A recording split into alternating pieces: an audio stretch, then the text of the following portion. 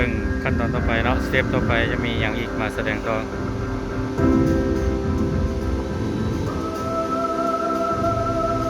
ว้าว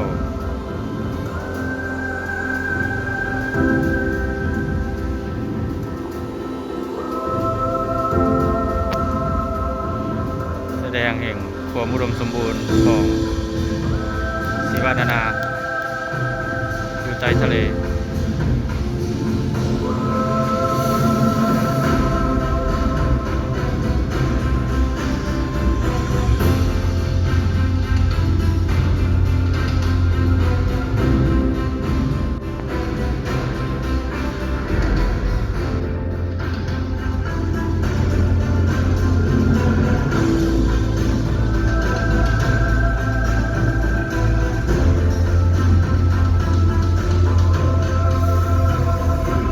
แสดงถึงพลังงาน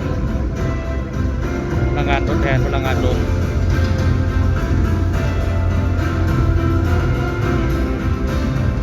มาแสดงถึงเกี่ยวกับชีวนานาพันธุ์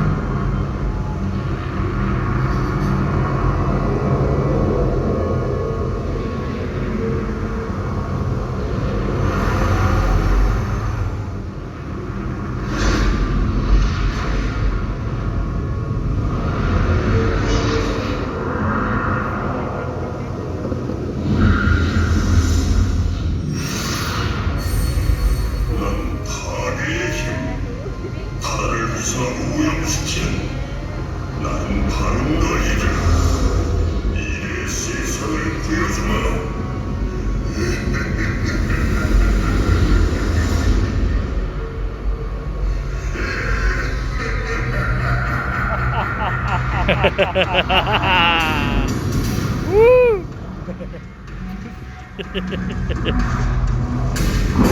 ้